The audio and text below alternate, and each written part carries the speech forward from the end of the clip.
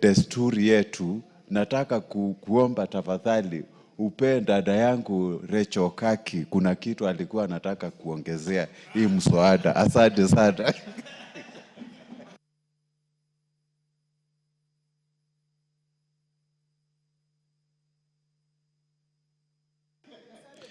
Honorable Charles Nguna Ngusia, I have not seen any request from Honorable Rachel Nyamai to either contribute or to inform you. Honorable Rachel Nyamai, you wanted to contribute? Yes, Honorable Speaker. Because I want to put the question. Yes, I would like to thank you very much for your indulgence. This is a very important bill, and the proposal that has been, the bill that has just passed, Honorable Speaker, is extremely important. I am aware that the committee has been looking on to amend the same act. I know that it will take time because after being ascended to it, it needs to take about 6 months. But the issue of snake bites, Honorable Speaker, is a big issue that must be discussed now by this House. We have snake bites all over the country, starting with Baringo, Marsabit, Mandera. Kitui has the most poisonous snakes, Honorable Speaker. And we realize that when this amendment was being done, snake bites seems to have been left out. And I remember it was also removed, actually, in the 12th Parliament. So I would like to request the chair of this committee, after the passage of the 6 months, we will be bringing an amendment so that we also consider snake bites, because snake bites are killing too many people. And the ministry was in my constituency about 3 weeks ago, and the issue of snake bites was raised by my constituents, and so many people are calling for inclusion of snake bites in the compensation as part of the compensation we are discussing today. Thank you very much, Honorable Speaker, for your indulgence. I support. Yeah, Honorable Rachel, you raise a very important issue. My own grandmother, I never saw my paternal grandmother. He died of a snake bite. And so don't wait for 6 months. You can join the committee in pursuing that endeavor. Honorable members, because of other businesses, let me put the question. I have confirmed that we have the requisite quorum in the House for purposes of making a decision. I therefore put the question, which is that the Wildlife Conservation and Management Amendment Bill, National Assembly Bill number 3 of 2023, be now read a third time. As many as are of that opinion say aye. Aye. As many as are of a contrary opinion say nay. The ayes have it. A bill for an act of parliament to amend the Wildlife Conservation and Management Act 2013.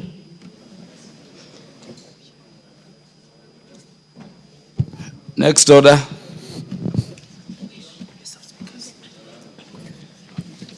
Order number 15, motion, exemption of major roads, expansion of major roads in the country to dual carriages, resumption of debate.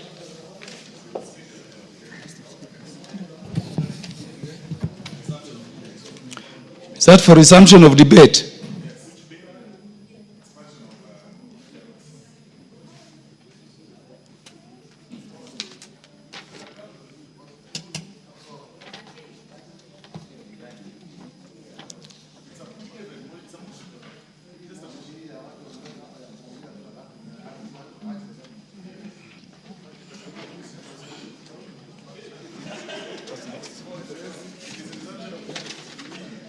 Is it for resumption of debate?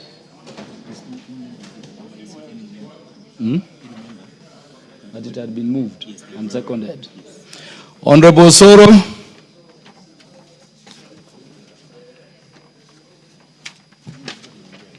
Thank you very much, Honorable Speaker. Honorable Speaker, I rise to support the motion by the Honorable Faith Gitao on the expansion of major roads in the country to dual carriages. Honorable Speaker, the road issue or the road matter is actually a thorn in the flesh of many Kenyans, Honorable Speaker. That when you move around the world, those of us who have had the privilege to travel across the world, will agree with me that we are behind schedule in terms of the road network as a country, Honorable Speaker. But of importance, Honorable Speaker, is the proposal or the motion by the Honorable Faith Gitao that seeks, or rather that brings us to the attention of everybody, Honorable Speaker, about the expansion of these major roads. Honorable Speaker, when you look, or if you've had an opportunity to travel or to make your way or to drive or whichever way from Nairobi all the way to Nakuru, then all the way to Kericho, all through to that route, Honorable Speaker, you'll agree with me that over the weekends, that route is extremely busy. Very, very busy. Because unlike the traditional holiday places that have been said before, like Mombasa and, the South Coast, the North Coast and all those places, other Kenyans opt, Honorable Speaker, to drive from Nairobi to Naivasha for what nowadays they call staycation or something, or just a little bit of some holiday, because that is another area that has become a common holiday destination, Honorable Speaker, especially for those who are not able to raise enough money, Honorable Speaker, and even not even enough money. There are very, very good hotels, Honorable Speaker, nowadays in Nakuru, Naivasha area, Honorable Speaker, that people go for holidays, Honorable Speaker. But unfortunately, there is a challenge. You drive all the way from Nairobi, you get to Westlands, but past Limuru, Honorable Speaker, you then now start finding a challenge or getting a challenge of the road network because of so many vehicles, Honorable Speaker, on the way. Because there are so many vehicles on the way in that route. If there is something that we need to think of as a country, is expanding such highways, Honorable Speaker. The roads that go all the way to Malava, the roads that pass through, you go, Honorable Speaker, from Sotik to Kaplong. It's like a road, Honorable Speaker, that was made when the population was hardly, 2 million people in this country or 3 million people in this country. It is really not a road that people should be talking about. And I see Honorable Osero looking at me because that is his home and he knows very well that there is a challenge between Sotik, Keroka, Kisii, and going all the way, Honorable Speaker, to Sirare. It's really, really a big challenge, Honorable Speaker. And there are so many vehicles on the road. Those roads, the implementers, or rather the people who came up with that structure of such roads, Honorable Speaker, did not envision a time when we will be densely populated as we are and with so many people on the road. And that is why this motion is coming in timely. Look at Mombasa, Honorable Speaker. Not everybody is able to afford a flight to Mombasa. That immediately you get to Makutano at the junction of Machakos towards Mombasa, Honorable Speaker, the road becomes slimmer and slimmer. And because it was actually made, or it was constructed over 30 or 40 years ago, or even 50 years ago, and not really well maintained. Sometimes, of course, there are potholes on the road. Some irregular bumps have been erected by people because of the accidents that are occur, Honorable Speaker. And we even squeeze ourselves with the trailers when you're driving in those roads. I mean, really, it is about time that we start having this discussion on how we can be able to get to expand these roads to have every major road as a dual carriage, Honorable Speaker. But even as we get to that, then we then need to sit down and ask ourselves this question. Is it then possible for this country, the country's budget, to meet those needs? Is it possible that within the budget that we have, Honorable Speaker, that we have all those roads, made under dual carriage, Honorable Speaker? What then, when you ask yourself this question, then it brings up for this answer that it's about time we also start thinking on how we can engage investors on such structures under the PPP terms. That if the government is not able to construct these roads because of the taxes, the insufficient, budget that we have, Honorable Speaker, and of course the several needs, then it's about time that we start embracing the question of the private-public partnerships across the country. It is the question of time. It is about time that we start thinking about that, right? That if you're doing a road towards Malava from Nairobi, then have an investor construct an 8-lane structure, 8-lane carriage on one side, and 8-lane carriage on the other side, with the exclusion of a free one. Then you do tolling so that you're able to recover your money. So you do 8. If you want to go express to Malava, use the dual carriage. If you do not want to pay for through the toll station, then just a similar thing that happens, of course, Honorable Speaker, to the expressway. Then you are left with that small, slender road, the old one, so that you can use and remain on traffic as you want. So it's about time that we start telling Kenyans and embracing, even as leaders, the question of the PPP, because it is not tenable through our budget. If we will be waiting for us, for the exchequer to fund the road, to make the road that way, like Thika Superhighway, so that we can have those dual carriages all through the country, it will not be possible. We want to urge Kenyans to start embracing the private-public partnerships. A similar thing that happened, a similar one like the expressway, it's optional for you to get through the expressway to the JKIA, or you use the underpass and go, it's free, and then go to JKIA. The difference is that one will save time, the other one will pay at a cost. So those are the things that we need to embrace, because it is timely. Looking at the city planning, looking at the country's planning, we are a little bit behind. I was engaging one of the colleagues, Honorable Speaker, when we visited Zambia the other day. You will notice, Honorable Speaker, that in Lusaka, even the city planning itself has envisioned a time where the country will have a population of 50 million or 60 million, because currently Zambia, although it's double in our size, Honorable Speaker, in terms of the landmass, their population is barely 20 million people.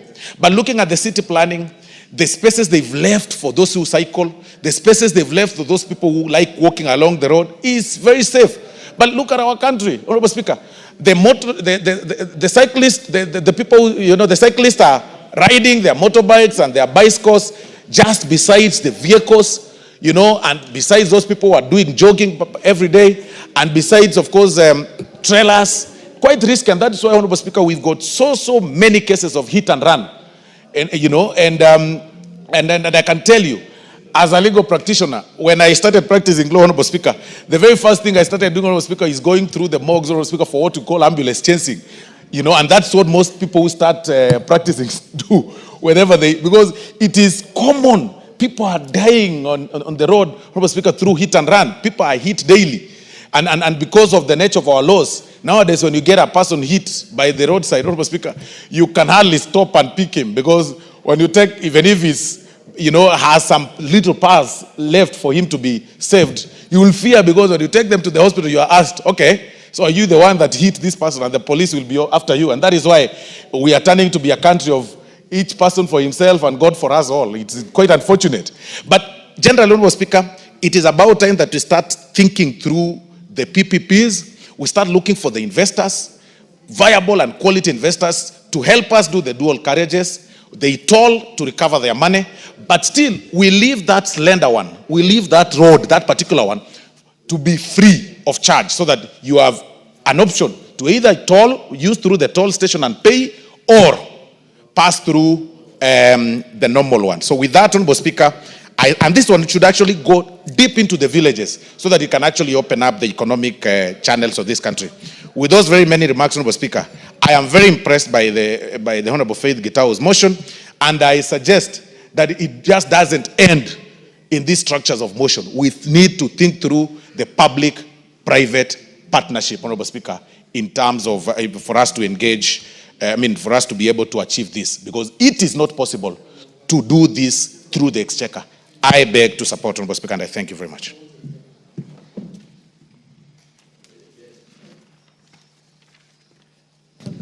Before we proceed, honorable members, I would like to welcome students seated in the public gallery this morning, students from Kivuthine Secondary School, Kibwezi East Constituency, Makwiny County. Let us welcome them to the National Assembly. You are welcome to continue observing the proceedings of the House.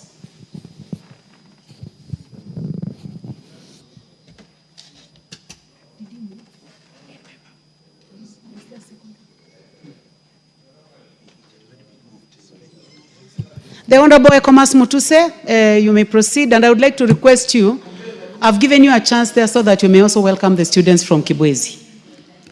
Thank you, Madam Speaker. in welcoming the students from Kivuthin Primary School in Kibwezi East, which is my neighboring constituency, just to urge them and their teachers to you are welcome to the House of Parliament. This is where decisions in terms of laws, decisions in terms of budgeting, and oversight of expenditures of the national government are taken. This is a house of record, it's a house of order. You are among the privileged few who have had the opportunity to come here, and therefore I congratulate you with your teachers for making to the House of Parliament, and we wish you all the best in your academic journeys so that in future all of you may grow up to be professionals who this country will look up to in terms of transforming us, and some of you may also become leaders and lead your people at your time. Having said that, Madam Speaker, and I say that on behalf of the Honorable Jess Kambalu because that is our constituency. Having said that, Madam Speaker, allow me to now comment on the motion for the expansion of major roads in the country to dual carriageways that has been moved by the Honorable Faith Gitau. From the onset, Madam Speaker, this is a motion that is not only timely, but is something that should have been done by the country many, many years ago. Madam Speaker, you are now aware that the World Bank has classified Kenya as the 6th largest economy in Africa. We have now overtaken Ethiopia and Angola, and we are now the 6th largest economy in Africa by virtue of the size of our GDP. That means that our infrastructure needs to reflect the size of our economy. And that infrastructure to reflect the size of our economy, our road systems need to be modernized, our railway systems as well need to be modernized, and so that we reflect a country that is the 6th largest economy in Africa in the 21st century. If you compare our infrastructure with that of South Africa, driving from Cape Town to Pretoria, you realize it's a dual carriage. It's a long distance. Same way from many, many cities in our continent that are smaller economies than us. And therefore, we want to congratulate the Honorable Faith Gitau for reminding us in this House and those in the executive that the time has come for our roads to be dual carriageways. Madam Speaker, I represent a constituency that is on the Nairobi-Mombasa Highway, Kibwezi West constituency. From Kibwezi town through Makindu to Emali is a distance of about 70 kilometers on the Nairobi-Mombasa Highway. And there are many, many accidents. It is the same in Kibwezi East, it is the same in Kilome constituency. There are many, many accidents that are happening because the road is a single carriageway. And we have been expecting, especially with the promise that the Americans want to do an expressway from Nairobi to Mombasa, the one that they have nicknamed Usahihi, that we may have this project come to pass so that we may reduce the number of accidents, because one life lost through a road accident is too many lives for us. We have also heard about plans to do the road from Chumvi through Konza Technopolis all the way to Emali under the funding of the Korea government. And I stand to request the executive to fast track such plans so that my people, the people living along the Nairobi-Mombasa Highway, may stop losing their lives because of avoidable accidents that can be avoided by dualing the Mombasa-Nairobi Highway. As for the funding, everything starts with an idea. And we cannot fear to propose ideas of dualing our roads because we do not have the money.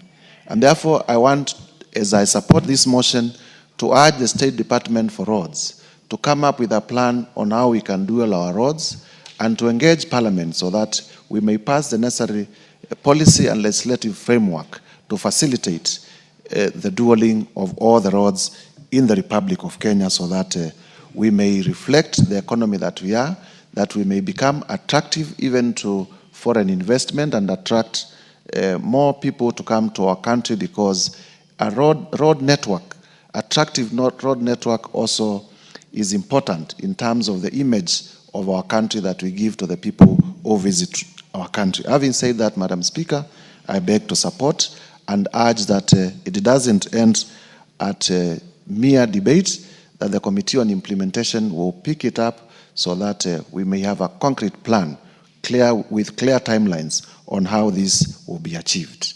I thank you, Madam Speaker, for the opportunity. Thank you very much, Honorable Mutuse. The Honorable Naomi Wako, member for Marsabit.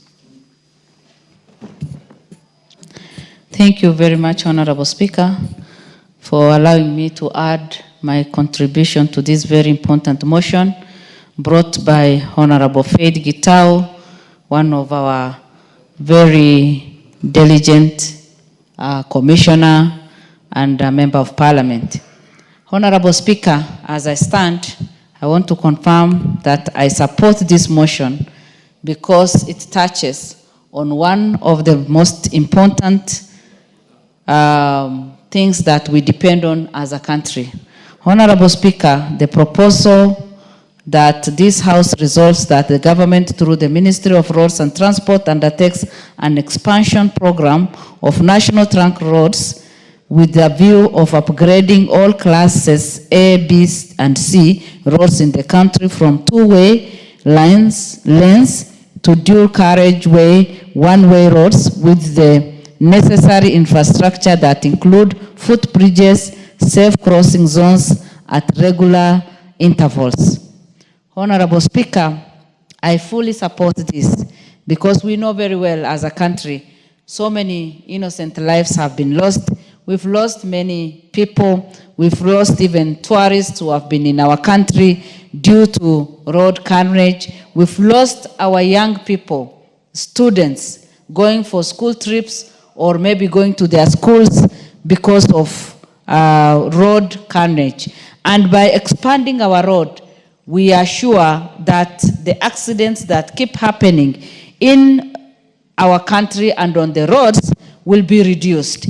Honorable Speaker, even as we propose this, some disciplines must be observed of time and how the drivers, should conduct themselves, and having the driving license and doing all the due diligence will help us and add a lot of value to the suggestion that we are making. And again, Honorable Speaker, expanding our roads will be profitable to our country. Our economy will grow because we know very well that many of our neighboring countries depend on us.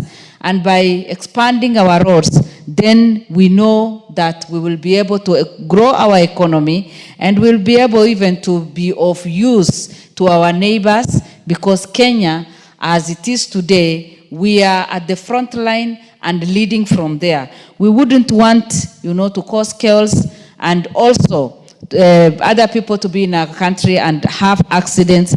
Honorable Speaker, we also know very well that road transport is still the preferred mode of travel and transport for many Kenyans, simply because it is affordable. And many of us prefer it because we know that when you're on the road, you are safe enough, unless maybe something that you are not aware happens.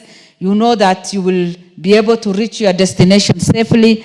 But again, if we are not able to manage and to control well, we will continue losing a lot of people.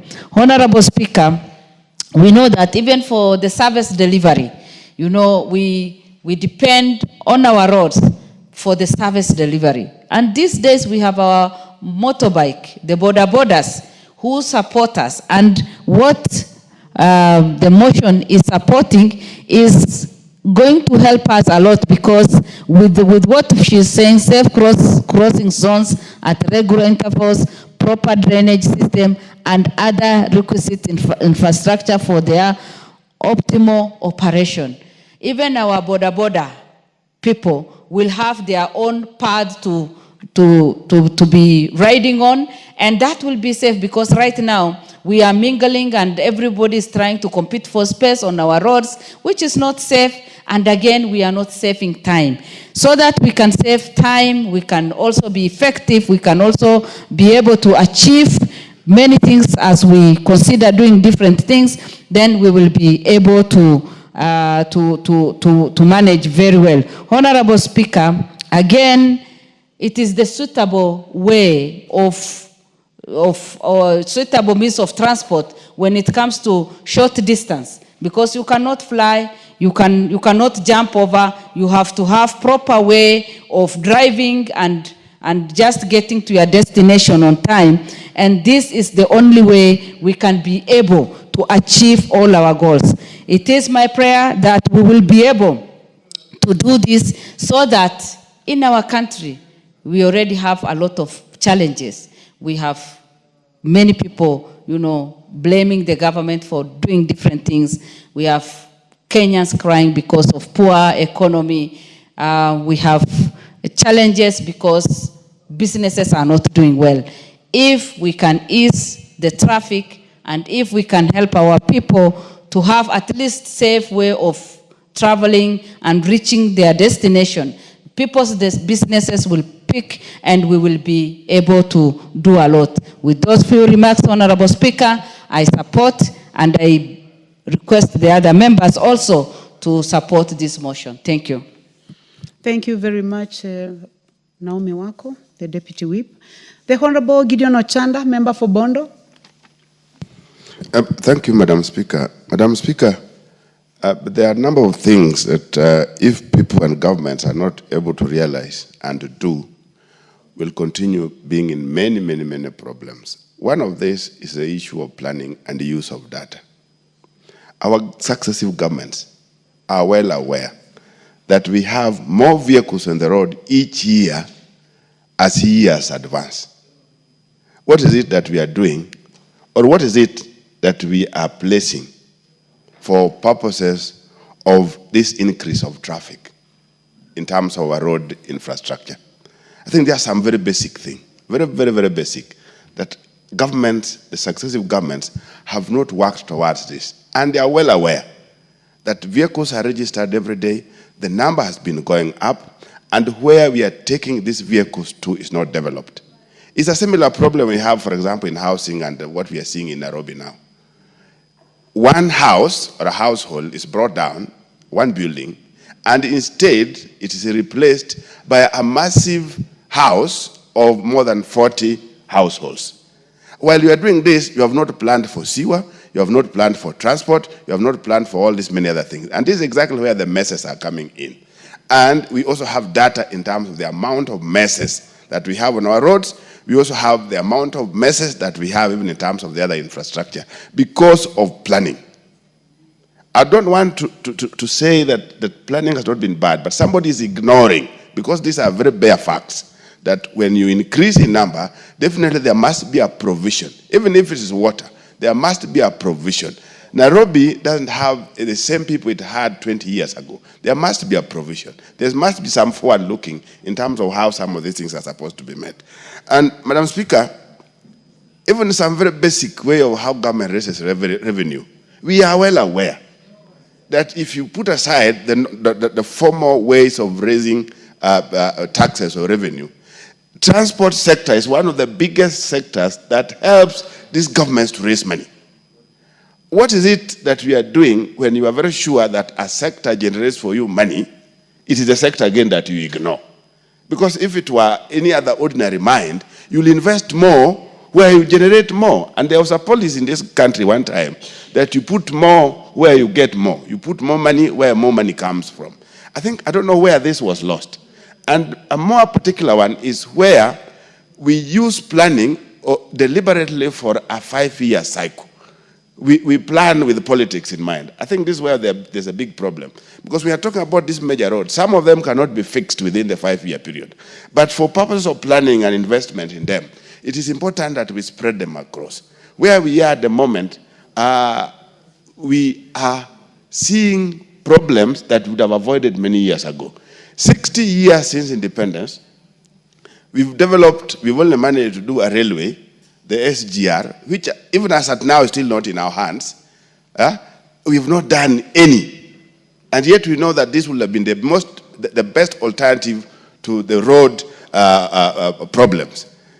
You look at the colonial government, they were able to do this railway from Mombasa to Uganda in a decade. Yeah? And that was from 1901, 1902, and those are ages ago.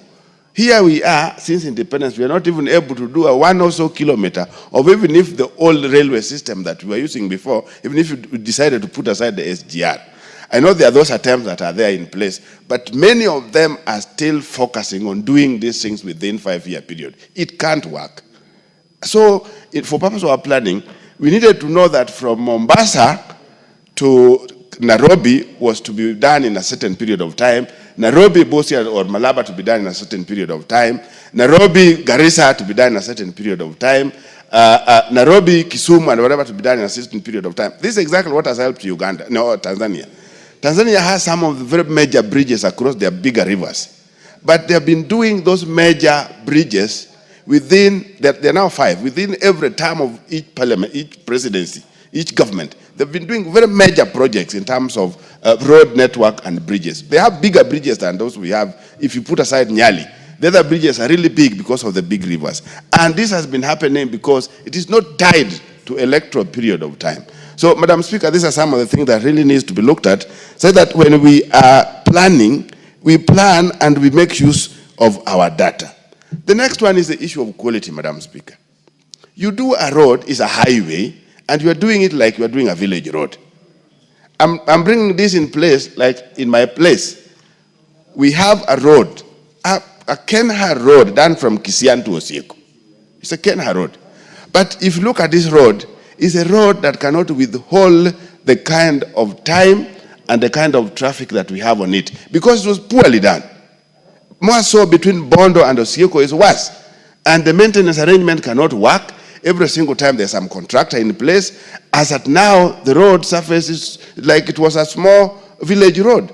So the quality of works that go into highways also must be looked at, so that we don't go into one road 1 year after the other, you are on one road. 1 year after the other, you are on a road. We fix major roads, we fix them right, we fix them to last for purpose of quality, and then we move on.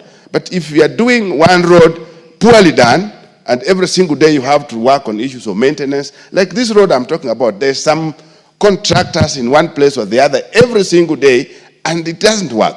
Right now it's in horrible condition, and you really wonder why was that money used in doing this road. If it would have been used in a village road rather than a highway. So, Madam Speaker, there are these issues that must be looked at: the issue of planning, the issue of where revenue is raised from, the issue of quality, and the issue of really looking at the alternative. Alternative to roads can only be railways, nothing else. Thank you, Madam Speaker. Thank you very much, Dr. Ochanda. The Honorable Jackson Lekumontare, member for Samburu East. Thank you, Madam Speaker, for this chance to contribute to this motion, Madam Speaker. Madam Speaker, this motion is very good for discussion. And I think, Madam Speaker, these roads, some of these roads, Madam Speaker, they are just there now to waste time. Because, Madam Speaker, if you look at some of our roads, you can be in a road for a very long time. And I think, Madam Speaker, just as other members have said, it is time for expansion. And I think this is a very good discussion, Madam Speaker. And as we discuss, it's very important, Madam Speaker, to be known that some parts of this country, there are no roads, even that single line. And we are discussing about expanding the roads. But other parts of this country, Madam Speaker, like where I represent, Samburu East, there are no roads, Madam Speaker. And I think equity is very important to every part of this country. You find that, Madam Speaker, the road may be serving a population, it is not there. Even getting some services become a problem. And if at all we are in the same country, then it is advisable and it is very important, even for those who implement these projects, to consider every part of this country. It's even better, Madam Speaker, to say every constituency should have at least a tarmac road. But I think some parts of this country, even children are going to see tarmac after 60 years of independence. And it is very important, Madam Speaker, as we talk about expanding the existing roads. The time for this expansion is also an issue. Madam Speaker, if you look at the road passing through Karatina, that road, I usually pass that road. And since I came to this parliament, now this is my second term, the contractors have been there since. Even when I was a teacher, I used to pass there, Madam Speaker, and the contractors are on the site throughout. I don't know when will that road be completed. And I think people are not serious even to do what they are supposed to do. Because for more than 10 years, just trying to expand the road, it is not moving. So it is a good thing to discuss, a good thing to bring this motion. And I think it is important that it should be implemented, Madam Speaker. We lack good roads in this country. And I don't agree, Madam Speaker, when we say the resources are not enough, because they are enough in other places. It is only people are not looking at the whole country in a very fair manner. Some parts will get a lot of money, while others, when we look at other parts, then there is no funds. That is the usual song people are singing every now and then. And I think it is now the high time the government should be able to look at every part and consider it. If the budget is small, then it should be small for everybody. But you can find other places getting a lot of money, but others, no roads throughout. And we are in the same country. So I think it is very good. We really need to look at how maybe we can get funds to try help Kenyans.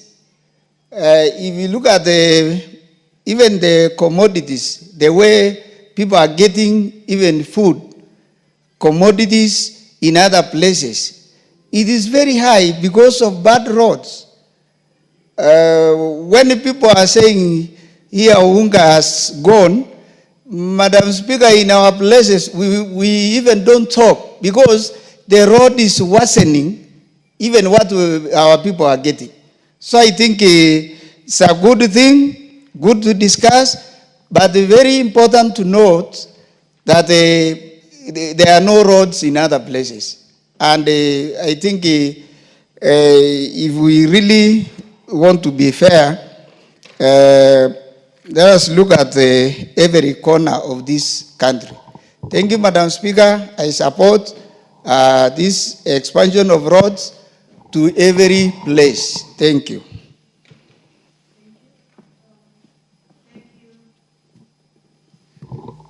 Thank you, Member for Samburu East. The Honorable Wilberforce Oundo, Member for Funyula.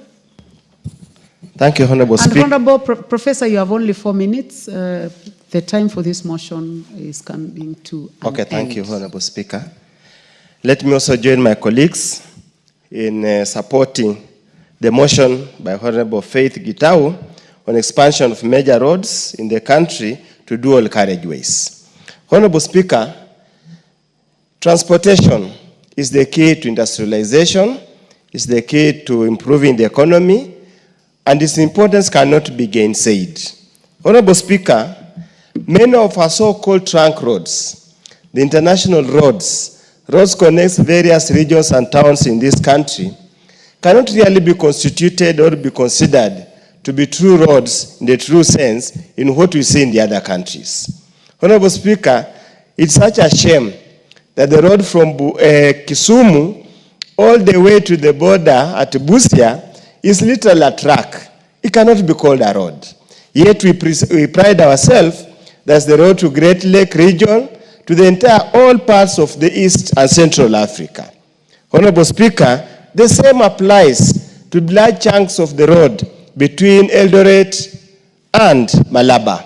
It's therefore important that, as Honorable Faith has stated, that this country, the planners, all those who are involved, should move with speed and through other means, find ways and means of ensuring that these roads are dual.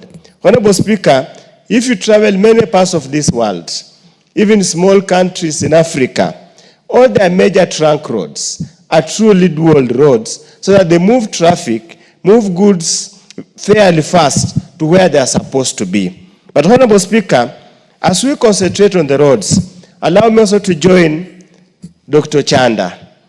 In many other parts of the country, actual road supplements transport. We have an untapped opportunity for purposes of railway. We could have moved much more goods, much more passengers, faster, safer, if we had continuously invested in the railway network. The last railway to be built was during the colonial time. The next has been during President Uhuru's time.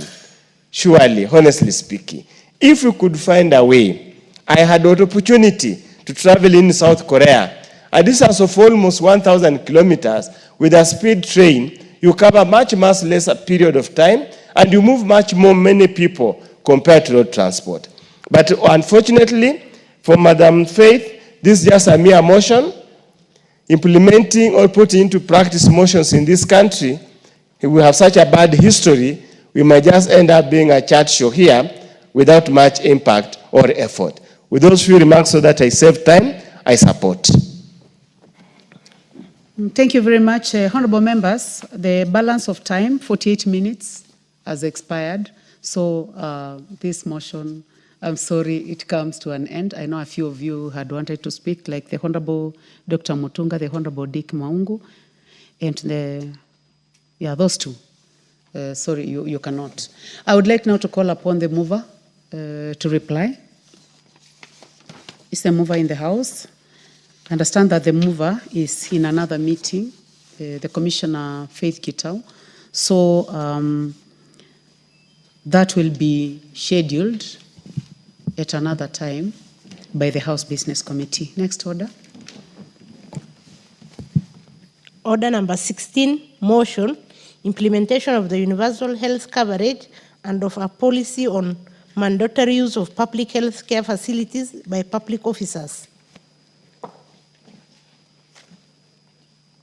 Motion by the Honorable Sabina Chege, nominated member.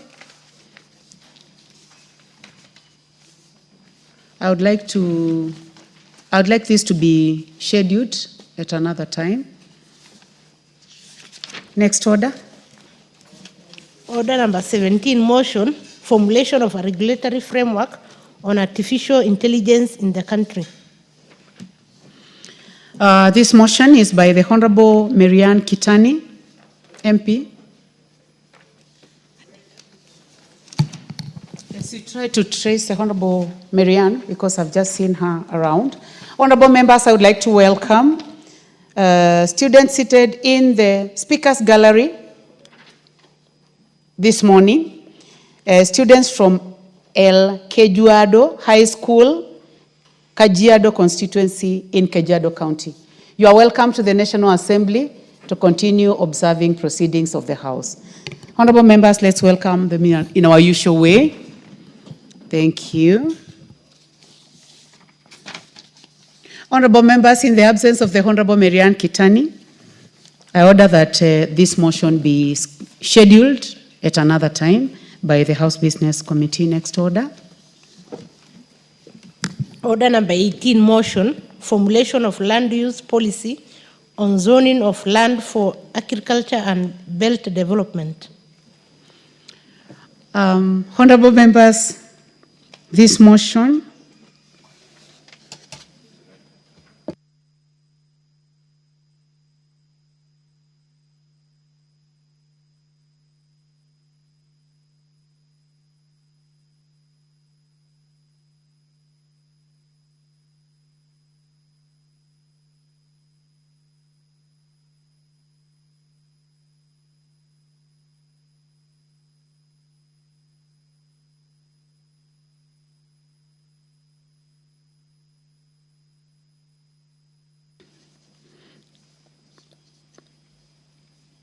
motion number 18, formulation of land use policy on zoning by the Honorable Timothy Wanyonyi,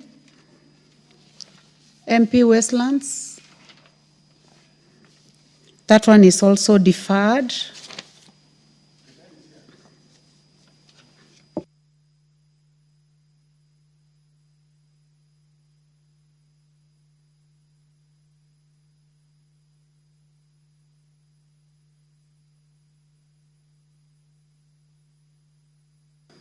Honorable members, I would like to inquire from the Honorable Kitani. Please approach the table.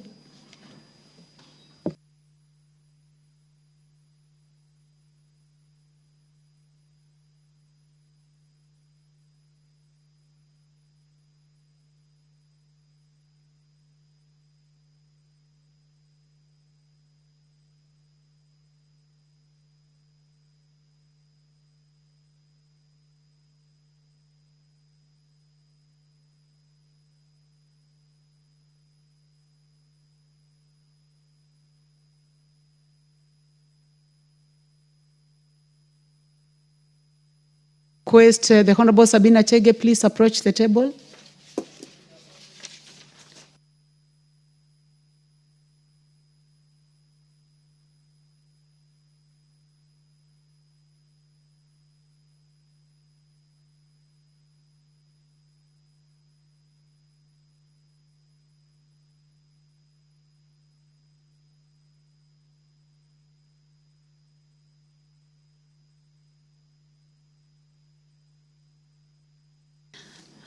So I request the clerk to call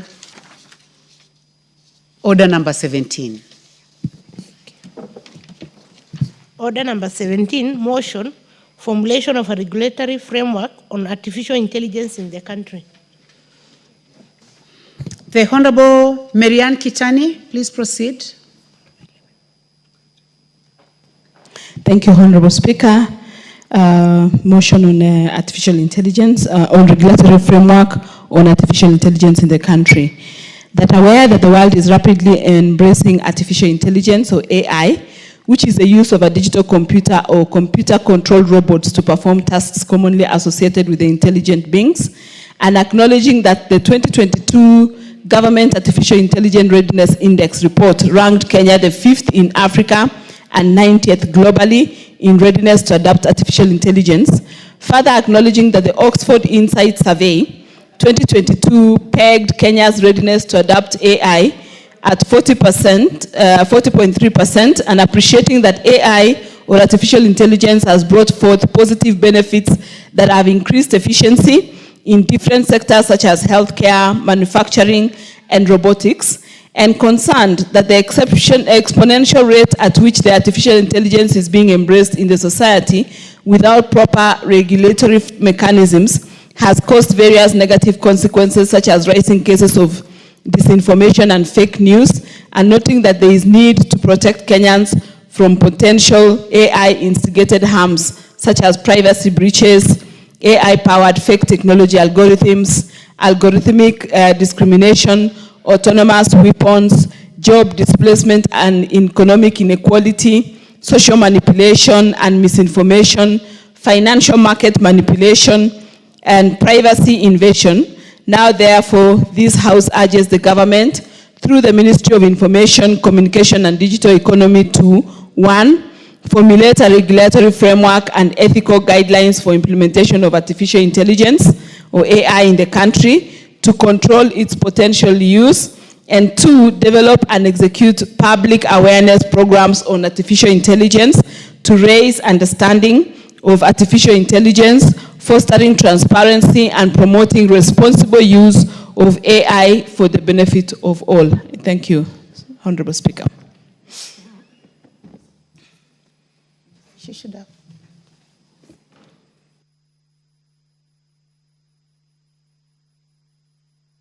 You need to move the motion. Do you have a seconder? Okay. I'll ask Honorable Maungo to second. I move the motion that formulation of a regulatory framework on artificial intelligence in the country, and ask Honorable Maungo to second. Thank you.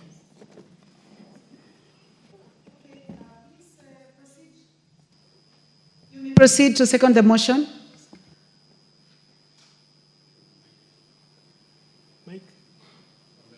Can you please give the mic?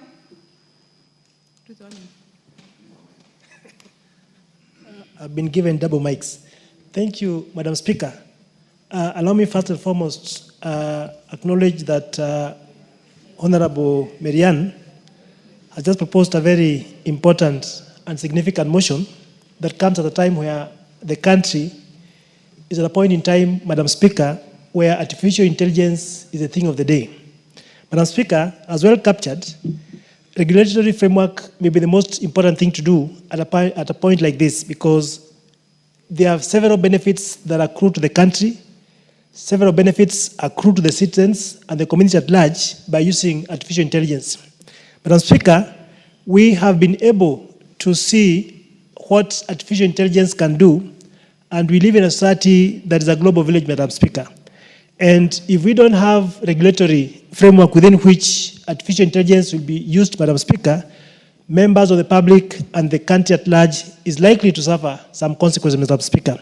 And therefore, having a framework within which people, the public, can use AI will be the way to go. I therefore second. Thank you.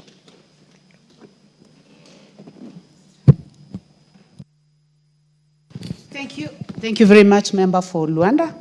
Honorable members, I now propose the question.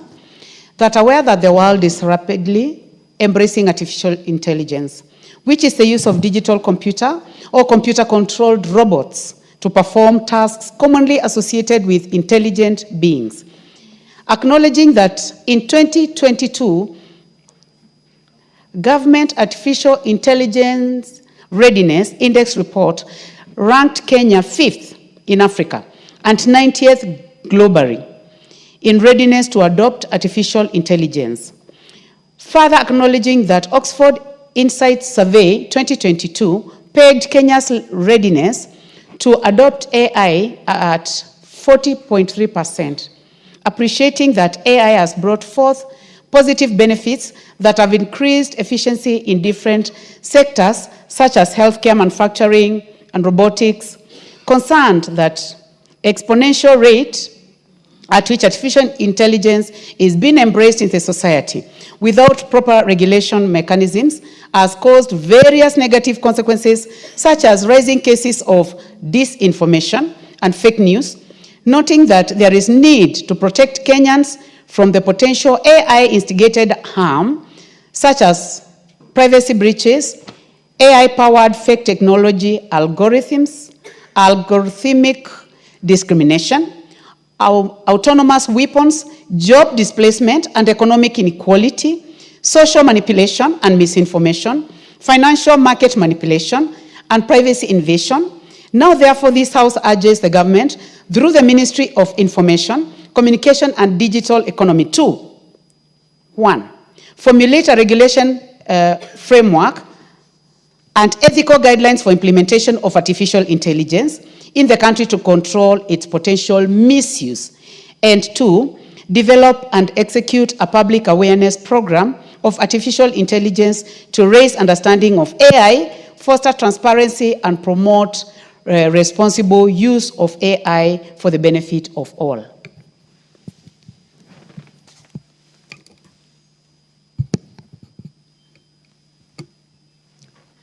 Honorable Gideon Ochanda. The Honorable Karemba, do you have a point of order? Anything out of order, Honorable Karemba? Not a point of order. You wanted to contribute? Yes. In that case, let me give the first opportunity to the Honorable Gideon Ochanda. Are you interested in this one or it was the earlier one? Okay, you may proceed. Thanks, Madam Speaker. Madam Speaker, the world is moving very, very, very fast. And in the study of what we call political science, the animals that move so slowly is the governments. Governments are very slow. They can't move at the speed at which the world is going. And the world is going that route because of it's being driven by individuals and minds that are towards making things easy or easier to be done, easier to be delivered, easier to be understood, and effortlessly making things work. Madam Speaker, if one were to look at this country in the last 20 years only, you looked at how we have moved from the issue of even the telephone alone, when we had these fixed cubes of telephone. In the last 20 years, if you had to do an international call, you had to book, you come to Ex-Telecom here in Nairobi, for you to be booked for a number of weeks before you are connected to US. And these things are not long ago. They are very recent. And we've seen them come and pass. And now, one of the greatest problems that states are to have is the issue of insecurity related to where technology is taking us to. The police, the intelligence, the governments, wherever they are at risk because individuals are ahead of them. Citizens are ahead of them. And that's why there's this outcry, because you are trying to adjust, you are trying to adapt with a speed that you are not able to cope. That's why one day you hear about a person running a completely different parallel press. The government is not aware, the main press is not aware, and the following day it brings issues. So we are slow. Governments are slow. Governments, when it comes to what we call the inertia, they take too long to turn. And by the time they turn, they'll find when individuals are far, far much ahead of them. And that's where we are with technology. So, Madam Speaker, what I'm trying to say is that if our governments are not able, in fact, some of this needs to be clear-cut departments with smart people. Some of these guys that we are chasing outside there needs to be in government. These guys who are running away with the computers and are able to do certain things that are beyond us, that are surprising us, needs to be collected. They need to be somewhere where they need to be working for this government. Otherwise, when we leave them outside there, unregulated, because you can't say something is illegal if it is not in law. Yeah? If it is not in law, it is not illegal. So even if when one commits it, whether it is bad or wrong, there's nowhere you will take them to. And that's exactly where we are in this nation as at now. That we have individuals ahead of this government in terms of IQ, in terms of where they are, in terms of technology. They are ahead. And the best that the government is supposed to do is to collect this guy somewhere. And I think that's what many governments are doing. Collect all these smart brains, have them somewhere. Because you know, if you leave them, they are going to be ahead of you. And it's going to be a disaster. Number two, Madam Speaker, we are talking about unemployment. The issue of AI is the issue that is to deal with labor problems. Labor. So what is going to happen? I want to give a small example that I've been to a school, a big high school, where there are 8 streams of classes. And this school, compared to other schools, including mine, a school in my constituency that's employing 98 teachers, this school is only employing 18 teachers. And they are working in a manner that one teacher in a small corner of a computer room is able to handle 8 streams or 8 classes at a go. So look at that. If we went that route, what happens with these many teachers that we are training? That's where the contradiction comes in. What happens to these thousands of people that we are training? This government has done very well, particularly in terms of recruitment of teachers. We are above 70,000 people teachers that have been recruited. Those that have not been recruited are still in their thousands. Those that are in colleges are in their thousands. Universities alone are churning not less than 100,000 people or students each year. Funny, Madam Speaker, you know, when I finished the university, my first degree, we were only 2,019 people in the whole country. And this is not long ago. Now we are churning out over 100,000 in 1 year. Where are they going to? So while we look at that in terms of the amount of labor that we are likely to churn out for work, compare that with where we are moving towards the issue of AI, and many are not still looking at this, we are likely to be in crazy situations. That's where there's this thing that I was talking, that Ketan talked about, the issue of awareness. What is it that we need to put forward as governments, as people? Are we able to prepare our people that, no, let them look out? They are likely going to be out of jobs. There will be no jobs for them. Why? Because of AI. AI, why? Because we can't avoid it, is where the world is going to. So we'll be remaining with the bulk of our guys, the bulk of our labor, stranded here. And when they're stranded, that's again another problem. So the balancing. You know, our people resisted tea picking machines. I don't know how many are able to remember that. All of a sudden, those machines are picked up. And they are working. So what has happened to the people who are doing it, who are picking tea? They are no longer complaining, but it is beneficial to those that invest in the sector. You must reduce the cost. The cost of labor is one of those costs in production that is so high, particularly in most of the countries, and even including ours. The people who also go to work don't go with the attitude that they are working for purposes of making sure that everybody benefits. They go to work in the name of getting money. They don't care what they are doing. It's just a matter of the end month is there, they earn, and they go. So by the end of the day, if a potential employer or any other employer anywhere else realizes that they have alternatives to that labor, they'll definitely pick it. So as a country, as a people, we must be very, very careful moving forward. AI is a must. And if we don't do it, if we don't regulate it, it's going to run ahead of us. It's going to run ahead of the government. People are going to do it. And already they experiment. Some countries are delivering, I think, blood and all that with the robots in the country. So what happens if Lamu has robots, Busia has robots, and all of them are in the air, running helter-skelter everywhere else without any regulation, without any kind of commands? So I want to believe, Madam Speaker, this is apt. The motion is apt, and the government must look at it. Even when they look at it in terms of how motions are implementable or not, it gives the government a warning that there's something that must be done. Thank you, Madam Speaker.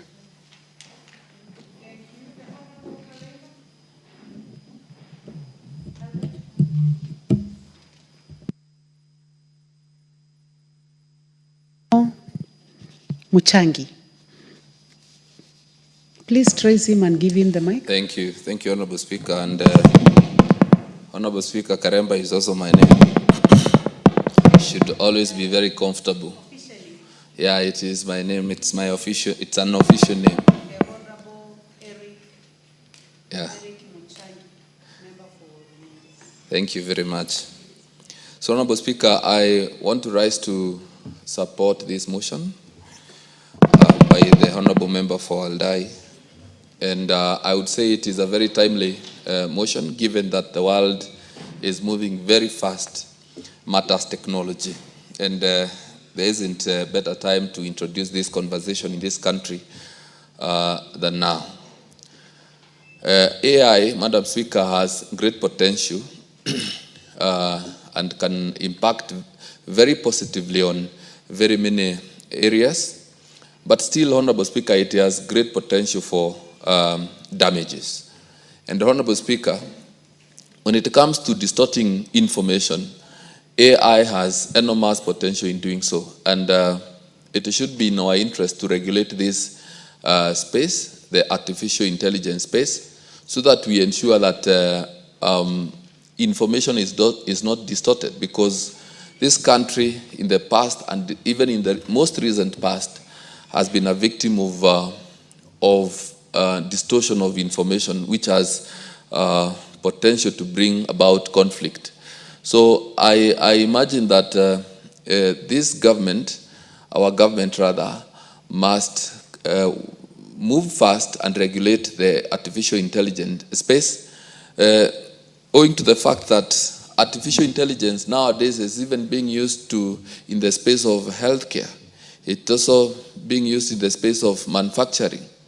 It is also being used in the space of education. So how can we, in a world that is moving very fast, be reluctant in regulating this space? So before all Kenyans embrace artificial intelligence, because I believe many Kenyans have already embraced artificial intelligence. So before all, and before all countries embrace it, we need to be among the very first countries in Africa to regulate this space, so that we can provide a platform and a space that is regulated for the generations to come. So, Honorable Speaker, I support this motion. Thank you. Thank you. The Honorable Stephen Mugaka, Member for West Mogirango.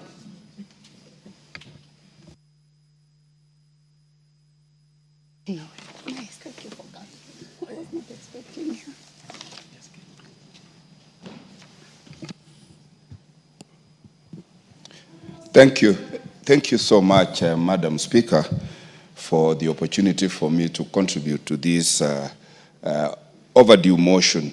And I want to thank the Honorable Marian Kitani for this focus, forethought, and for waking up the country to the reality of life now and going forward.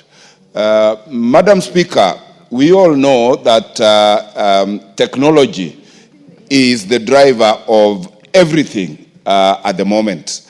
And AI is the latest entrant into the toolkit in ICT that has made work extremely easy, that has increased efficiency, that has made it possible to improve productivity, but that has also come with equal dangers because technology, like anything good, is a double-edged sword. And as much as it is very helpful and is actually now the driver of serious economies of this country, of this globe, it is also having equal damage. Because when you employ AI in warfare, like is happening elsewhere in the world today, you can see the havoc that is being created by military people who are not at the war front, but are remotely attacking their perceived enemies and causing a lot of harm. Madam Speaker, Kenya has invested heavily in technical training institutes. And we have supplied them with very basic ICT support material. I am urging this country, and this House in particular, to incorporate AI training and AI training infrastructure in all our technical training institutes so that we tool our learners with the latest toolkit in the technological world. Because I'm aware that with AI, the practice of all professions, call it medicine, call it law, call it architecture, has been completely revolutionized. I do remember, Madam Speaker, courtesy of the COVID-19, as a practicing lawyer, we didn't know where we would have gone if our judicial system had not automated, so that we were able to practice law from our houses, practice law from our home, present witnesses from where they are, rather than having to transport them to courts and expose them to COVID-19. And I'm happy that we did those basic steps out of total necessity. Now, we are where it is either you embrace AI or you are edged out of whatever market or business that you are in. It is my humble prayer that in the budgets going forward, we must start with a policy framework of how to embrace AI and maximize its utility so that we release a lot of man-hours of people traveling on the roads to workplaces, of sitting in the offices waiting for a colleague to bring a key to open so that you access your working material, so that we can release as much labor or man-hours as possible to alternative economic employment. In other words, Madam Speaker, I am saying what machine can do, let not man bother to struggle to do, because machines are efficient, impossible to interfere with, incorruptible, and therefore this is the direction this country should go. Looking at the budget we have in the education sector, for instance, Madam Speaker, where we are told that even with that budget, other children in this country are still learning under trees. We need so much infrastructure, investment in physical infrastructure, that is mortar, and I think going forward, and this is the direction, we do not need to have our children in boarding schools. We do not have to have our children in schools. Children can learn from home so that we can improve parenting and be able to reduce the rate of inclination into criminal conduct of our young persons because of lack of parental care and guidance wherever they are. And I want to plead that our ICT ministry wakes up and draws a policy framework that this House should debate, discuss, approve, and then inculcate, create a very deliberate learning program for all sectors, both private and public sector, so that as a country, we embrace technology, we embrace AI, we exploit the advantages of that AI and be able to be an industrial giant in a very short while. And as we do that, we urge the engineers in this sector to be very candid with the country on the dangers associated with the use of that technology, so that we build up firewalls, we build up regulatory mechanisms to ensure that what is so good when used badly does not become extremely destructive. And with that, Madam Speaker, I support and thank the people of West Mogrango all the time for making me their Member of Parliament. And I think, Madam Speaker, I invite you there to confirm that I attend Parliament every other day and make contributions whenever asked to do so. Thank you, Madam Speaker. Thank you. Actually, when you are speaking, I noticed that you seem to be very happy today.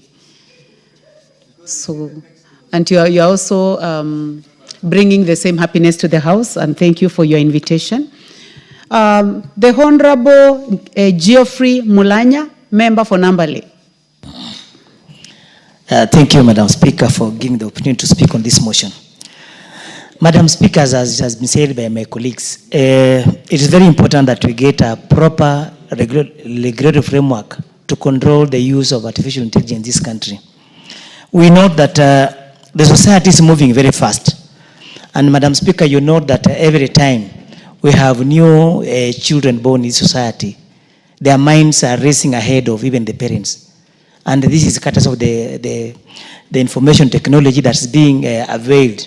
When you buy a new phone, there are new technology that is being advanced daily. But now the government is not moving at the same pace in this particular space. You note that, Madam Speaker, currently as you speak, the AI is the one being used by most doctors right now in prescribing medicine, which is dangerous. AI is being used in education for teachers who are preparing learning lessons to teach in schools. AI is being even used in the legal fraternity. The other day, I had a complaint from a judge indicating that young advocates are now using AI to prepare submissions to forward in court, whereby they are quoting non-existing laws, non-existing judicial precedents that we rely on in legal, in our courts, so that this can easily mislead a court to arrive at a wrong decision. Because in a legal, in our legal circles, we normally rely heavily on the previous decided case so that we have a sequence. We don't want to have contradictions. But when someone is now coming in, we're using artificial intelligence to prepare submissions, quote non-existing cases, you find out that the judge that is presiding over the case is easily going to be misled. We also have the AI being used by architects drawing houses, which is now becoming very dangerous. Madam Speaker, you note, as it has been said, the lack of regulatory framework is one that has led into all these things happening in our society. It's therefore very important that we formulate regulatory framework and ethical guidelines for implementation of the artificial intelligence in the country to control the potential misuse. We have had cases of fake news appearing in our social media because we have young intelligence people coming up with the newspaper headlines with screaming news that are fake. But all this information is distorting society that is a potential risk to a conflict. So, Madam Speaker, I support the motion and say that it is extremely timely. Support Honorable Marianne Keitany and thank her for bringing up this particular motion. Thank you, Madam Speaker. Thank you very much, Member for Nambale. The Honorable Dr. John Mutunga, Member for Tigania West and Chair Agriculture. Thank you very much, Honorable Speaker, for the opportunity to also add my voice to the Honorable Marianne Keitany's motion on the need for regulatory framework in the use of artificial intelligence. Honorable Speaker, in the stage at which we are technologically, Kenya will have no choice other than embrace artificial intelligence. As we speak, Honorable Speaker, we've already embraced anyway in certain sectors, and the process is ongoing. So what is important, and what the Honourable Member is speaking so loudly about, is having a regulatory framework that will basically guide on how to use artificial intelligence in the advent of losses of job, potential losses of job, and the need for further and more intensive and more complicated industrialization, as well as the growth of stage that we are in. Honourable Speaker, we witness in movies, and sometimes in the newscasts, most of the time, we see how artificial intelligence has played a role in especially collecting intelligence from various places, and also for even mapping, geomapping of an area, where we use drones, even determining where to spray in agricultural, pest and disease control. Artificial intelligence has become very, very, very important. In modern warfare, drones have been used quite a lot. And I believe one of the advancements that we need today is that artificial intelligence which can enable us to identify the powers of the enemy, the placement and the distribution of the enemy, their warfare and the investments in various areas. We have also seen that in the service sector, artificial intelligence has become very, very important. And therefore, it is key that we embrace artificial intelligence as a country. Honourable Speaker, last 2 months, I think it was in April, I happened to participate in a convention on coffee marketing in Houston, in America. And we were amazed by the level at which certain countries have reached in terms of service of the coffee itself, where a robot takes an order from a human being, prepares the coffee, serves the coffee in specific amounts, and basically ensures that payment is done, and makes sure that the combinations are correct. So there is need for us to focus on how do we then embrace artificial intelligence, even as the knowledge permeates across the board. So it's a must that the country must embrace, but embraces in a systematic manner and in a manner that we are able to contain the user. Our Speaker, regulation is important. We need to discern which areas should we actually allow or control, what measures of control should we take when it comes to use of artificial intelligence? It is important for us to also focus on the areas that probably are dangerous to human beings so that we may promote artificial intelligence, especially when it comes to manufacturing. We know for sure that most of the manufacturing sector has embraced artificial intelligence, especially in other countries. And in this country also, we have investments in this particular area. So as we look at how do we invest in this area, what levels of control should we exercise, and how do we manage this? We need a policy. And this policy direction will help us as a country to manage this particular process. Kenya is noted as one of the countries in Africa that has advanced in this. In terms of ICT, Honorable Speaker, we are an advanced country, we are doing a lot. And investment in ICT is a purposed decision of the current government. There is a whole ministry that is looking at the possibilities within the digital divide, how we can exploit the opportunities therein, even to employ our children. Honorable Speaker, when we are looking at these possibilities, let us discern which section, which part of the investment structure should we use artificial intelligence. And Honorable Speaker, we are talking about digitization every year. Every time, every sector is getting through digitization. Even as we look at digitization, we may also know that it is not possible for us to control the learners. Research has to go on in various areas of ICT. We have to have our learners trying out options and possibilities. We know in the process of trying out options and possibilities, innovations in this country have been born, and they are born fruits, and they have really created a lot of employment, especially the M-Pesa, for instance, innovation. There are very many other innovations that have come by. There may be innovations that will also replace the possible job losses. So we need to allow research to continue, but in containment, to the extent that we need to be able to know which area is being focused on and what are the possible findings that we are looking at. Honorable Speaker, there's a lot of disinformation, especially in this country, and this disinformation is a lot more propagated through the media and through the social media. Social media has embraced sufficient use of ICT. And that being the case, how can we also use artificial intelligence to enhance verification of the information that goes out? Honorable Speaker, as we move on, and even as we look at the court process where the burden of proof must be, must go on through to whatever extent, we are looking at a future where possibilities, there are possibilities that people will say, using drones, we are able to collect this information. But we need to control this particular use of artificial intelligence to the extent that, because we know what we put in is what generates an output. And therefore, we need to be able to control how we use these options, as it were.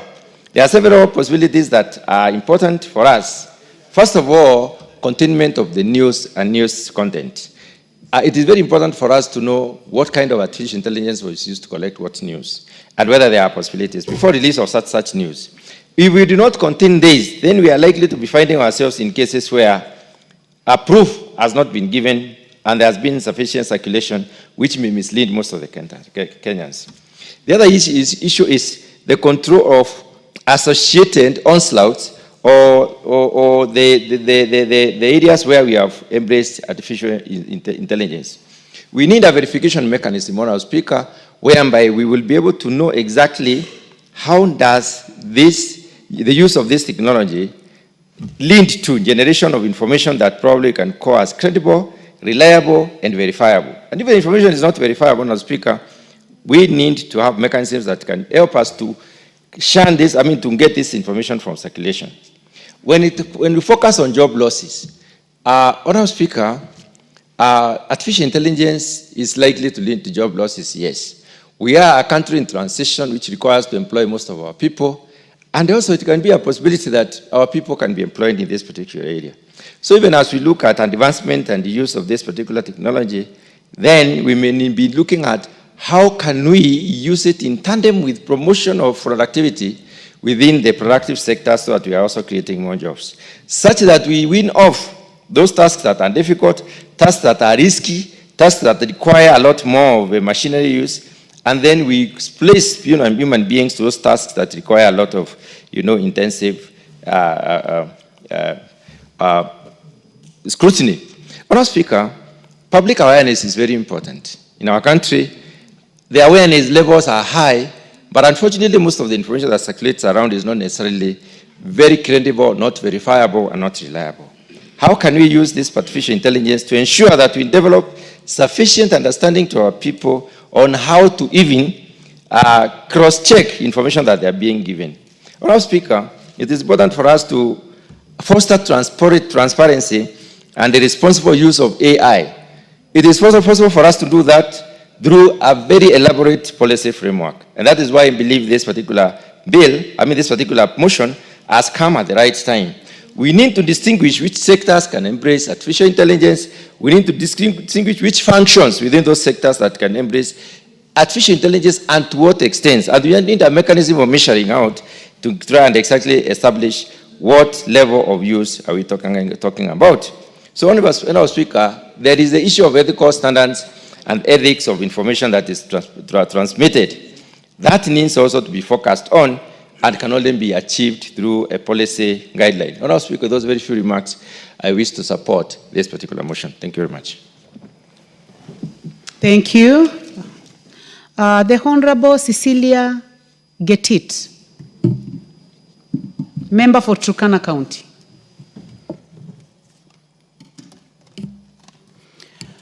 Thank you, Madam Speaker, for giving me this opportunity to contribute to this good motion by my colleague, Honorable Keitany.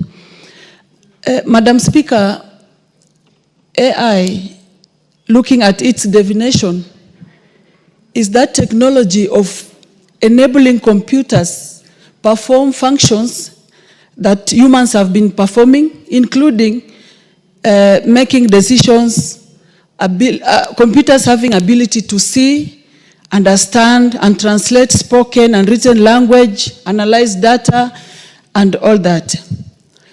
Therefore, Madam Speaker, there are ethical concerns that come along with this. If we don't regulate that space, how safe are we in terms of our privacy, in terms of safety of our data, the security, and the potential impact on human autonomy, necessitating responsible governance and regulation, Madam Speaker? The AI has both advantages and disadvantages, Madam Speaker. And of course, in terms of regulating, we need to focus on the disadvantages so that this space is regulated to give us more benefits than disadvantages, Madam Speaker. In Kenya now, our young people are looking for jobs. If AI is embraced fully, 100%, that means our people will lose jobs. And those that want jobs will now have no future of getting jobs, Madam Speaker. So there is need to have a regulation where there is some percentage of AI being embraced, not 100%, to make our people lose jobs, Madam Speaker. Then there is the security risk, Madam Speaker, the cyber attacks. The AI depends on data mostly, the research data. If we don't regulate the space, our data can be at risk. So I think as a country, before embracing this, we really need to have very serious regulations, Madam Speaker, that will address ethical concerns like biases and discrimination, security risks, and then high development and implementation costs, Madam Speaker. This needs very massive and serious investment in terms of infrastructure, research, and all that. So it's not something we can just rush into without really having very serious regulations, Madam Speaker. And then there is the risk of a reliance of the humans now on these computer things, Madam Speaker. I think AI will need to be regulated. If our students will be asked any question in school and then they just access the AI information and data, then it will kill the ability of our students reasoning and really expounding on things, testing their intelligence. They will now be depending on this AI thing. So the AI information needs to be regulated so that there is some amount of information that you can get in these cyber systems and not everything, Madam Speaker. Because if we just let everything run in the AI perspective, I think as a country, we will have the advantages, but the disadvantages will be enormous, Madam Speaker. So I want to thank Honorable colleague who brought this motion. There is need to regulate this before embracing it. There is need to really dig deeper into its advantages, disadvantages, and then now regulate the disadvantages so that the impact will be positive and not negative, Madam Speaker. Thank you. I submit.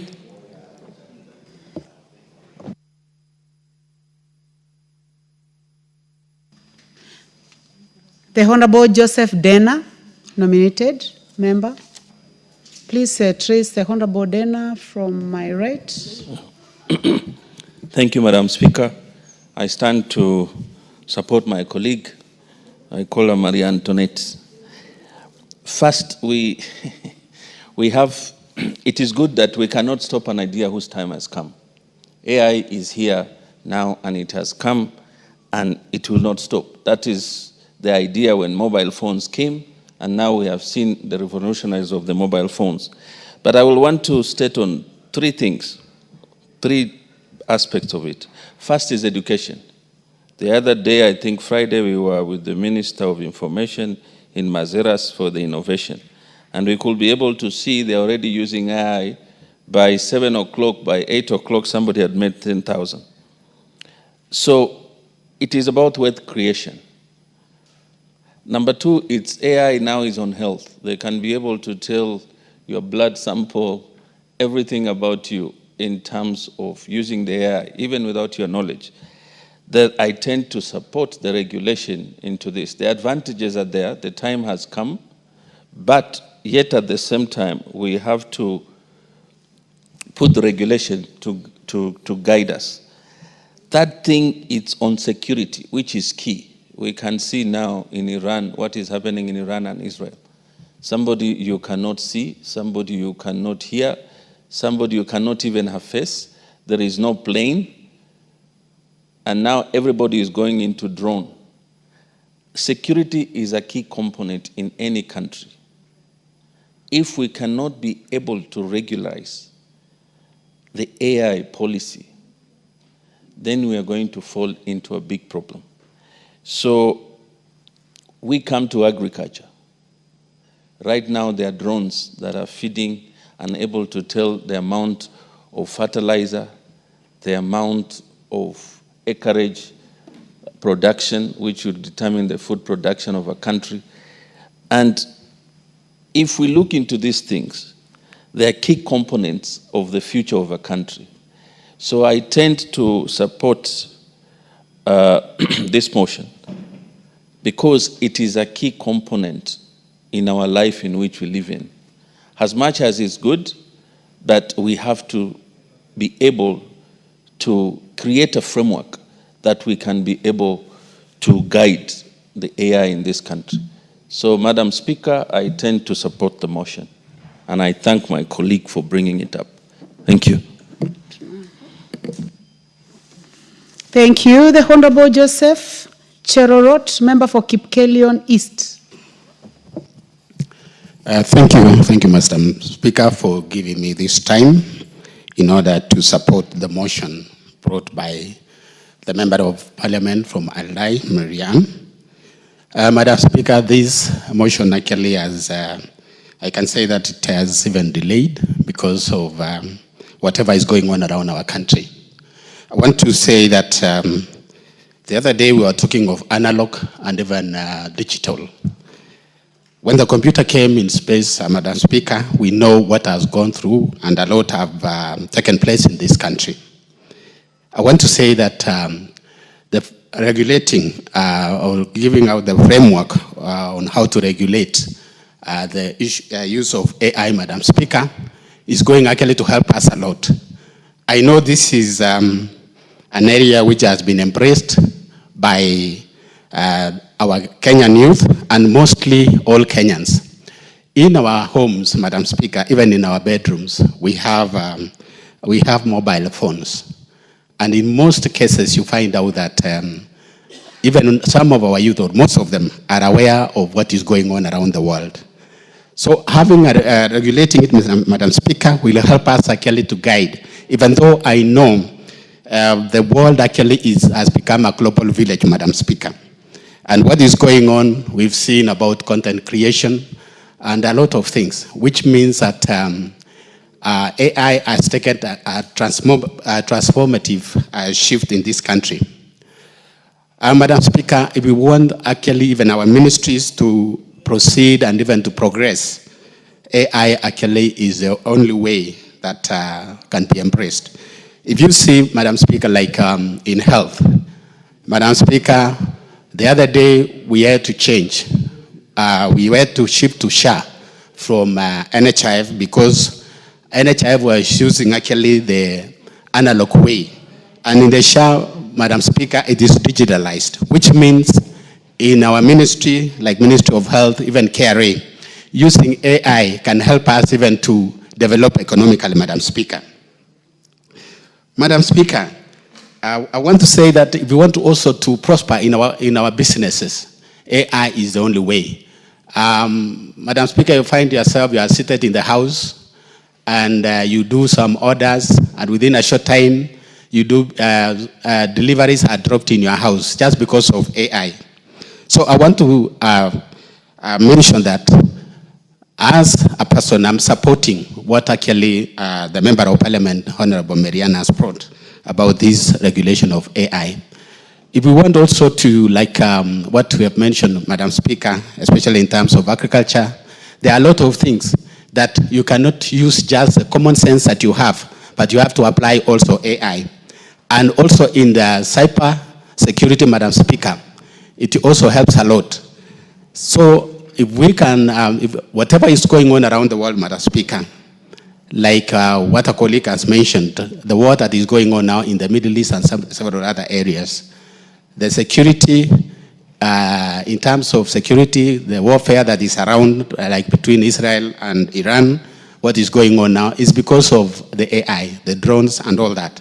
So, Madam Speaker, I support the motion. Thank you, Madam Speaker. Thank you. The Honorable Patrick Ntwiga, member for Chuka Igamba Ng'ombe. Thank you, Madam Chair. Madam Chair, from the onset, I stand to support this Ebola business. And I would wish to say the following one. Madam Speaker, when we discuss AI, we are not discussing Kenya as secluded from the rest of the world. So if we continue saying as a country that we want to avoid AI to protect the jobs of our children, we need to know that it's not us who will use AI. AI will be used by the same children. And the rest of the world won't prevent the rest of the world from evolving in AI because Kenya is not prepared. So our lack of preparedness does not tell what the world will do. So, Madam Chair, we really need a regulation because we have a young generation. I like what one of our colleagues from the Ugandan parliament said, that being born in Kenya, it's like being in Form 6 in Uganda. We have a generation that is so quick to learn. Yesterday, I looked at and I wish first to say sorry for what happened yesterday about that man who was shot. And we not even know tell you who, because within that minute, they had created so many faces. They will say, is this one who has been shot? There's this one who has been shot. He is from here. So we had like 10 or 20 people, images that had already been created online on who had been shot, which can really bring chaos and confusion. About the policeman who did what, we had almost a face immediately, after 2 minutes, another one. So we really need a regulation because you can't control that. We can't say now that will prevent young people from using AI or artificial intelligence because it's the next frontier of development in the world. So we can't close ourselves inside the country and be afraid of what is coming because AI is here with us. And the most important thing as a country is to be prepared. And the best preparedness for this house, as a house that makes laws, is to have a law that will guide artificial intelligence and its use in the country. Thank you, Madam Speaker. I support.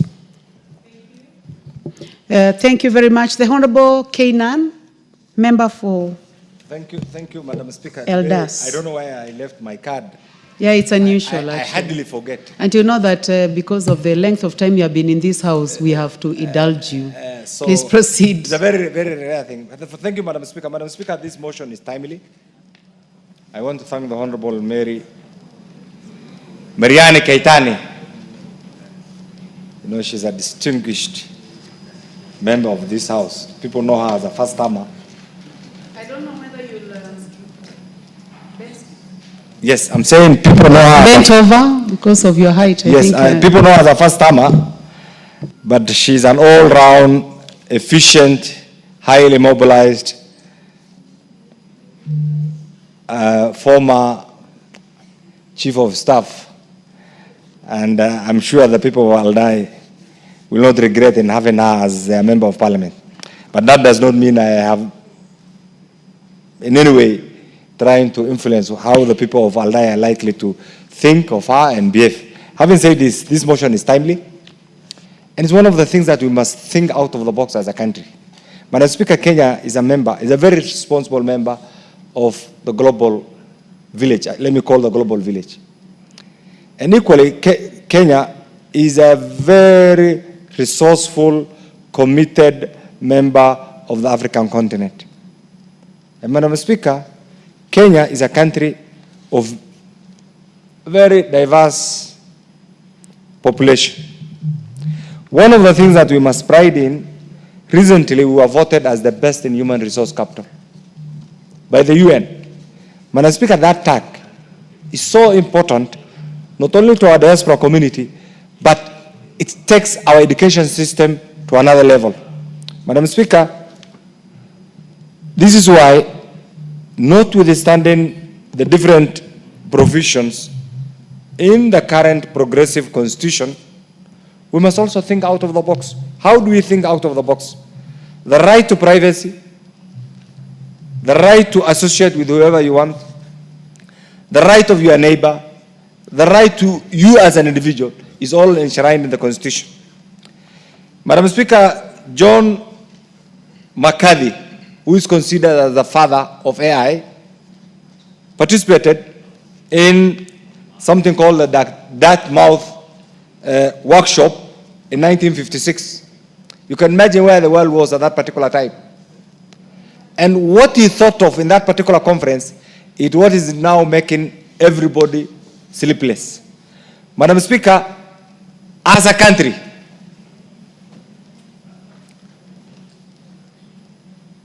you can see there is a serious change of guard. I like the way it's organized. It's really organized. I'm sure that is one thing that other institutions should also emulate. Well structured.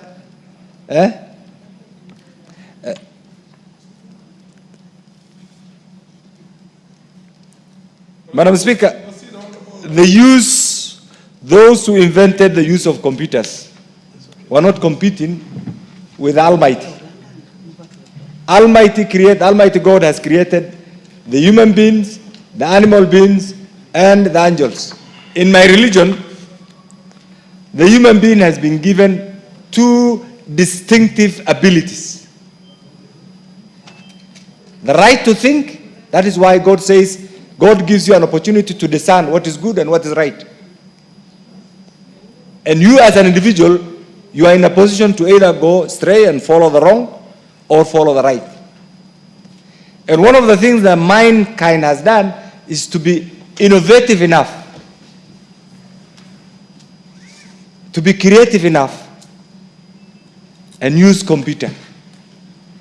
Madam Speaker, what this bill, and I get this, what this motion attempts to do is to, first of all, to acknowledge that we are in the era of AI. This is the first thing. The second thing that this motion attempts to acknowledge is that there is need to have a friendly, institutional-driven framework that will allow the user of the AI not to infringe on the rights of others. And this is why all of us are believers in our constitution. We accept that we have a constitution. And that is our supreme law in the Republic of Kenya. Within that constitution, people are allowed the right to belong to the religion of your choice, the right to associate with whoever you want, as long as you don't infringe the rights of the other person. So what this motion is trying to do is, first of all, to create public awareness. Are Kenyans aware of the AI presence in their midst? Are Kenyans aware of the use, both the advantages and the disadvantages of AI? Mr. Speaker, in the current modern day Kenya, Mr. Speaker, the use of AI has greatly, the unregulated use, let me say this, of AI has greatly caused public disturbances, Mr. Speaker, serious security challenges, and Mr. Speaker, to some extent,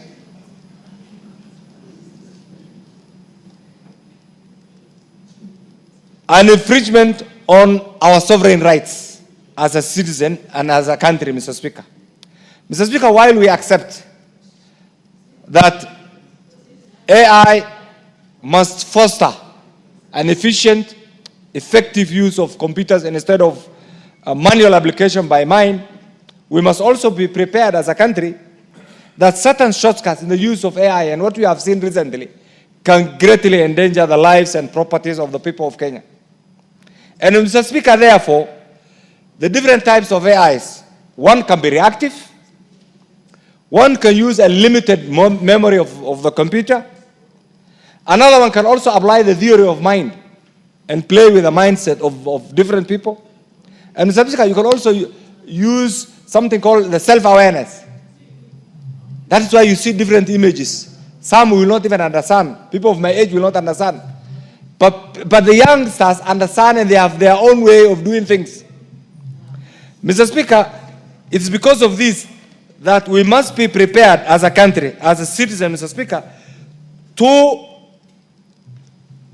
use AI efficiently, reduce operational costs, use it to interpret data, but we must also be prepared that this use, first of all, is going to cause serious loss of jobs.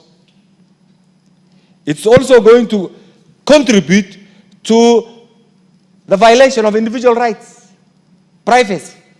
And you have seen it all being applied. Look at the headlines. Just open your social media accounts and you see the kind of thing that goes on. To the extent that some of the media, the youngsters, also use their social media accounts actually to manipulate certain realities, to suit certain circumstances, which may not be in their national interest, which may not be even in their long-term interest, Mr. Speaker. There is also an abuse of algorithm in the application of this. You can see certain shortcuts are taken, Mr. Speaker. It's also very difficult because you can see countries that have plunged in civil war, Mr. Speaker, or some of the events, global events that are happening right now. If you follow the social media accounts, like the world is coming to an end. We are almost on the verge of a third world war. That Kenya is beginning to end. And there is going to be a civil war, and we don't have institutions. So what this motion, and I hope my good friend Mary will take this to the next level and have, I know you'll be criticized, but those will be positive criticisms. You will be remembered later on. That's why I said we must think out of the box. Please translate this, take this to the next level, have it as a bill that allow the public to participate, and ultimately we'll come up with a bill that meets the test of time, a bill that meets the sovereign interest of the people of Kenya, a bill that will protect the rights of any individual, and a bill that will ultimately contribute to the development of this great republic. Mr. Speaker, I stand to support this, very progressive. Please don't get tired. Go on, bring the bill as soon as possible. I support. The MP for Taita Taveta, followed by the Honorable Geoffrey Odanga. Thank you, Mr. Speaker, for also giving me a chance to contribute briefly on this motion. And I want to begin by congratulating my colleague, Marianne, for bringing this motion on matters artificial intelligence. And Mr. Speaker, from the onset, I want to say that the world is revolving and it continues to evolve. And truly, AI is an idea that time has come and there's nothing we can do about it. We have to embrace it. And Mr. Speaker, it has its own benefits and challenges. And already it is in practice. So, Mr. Speaker, the only way that we can enjoy or benefit from AI is to regulate it. We have to control so that we benefit from it. And Mr. Speaker, I want to say that a lot is being done by AI, like so many things.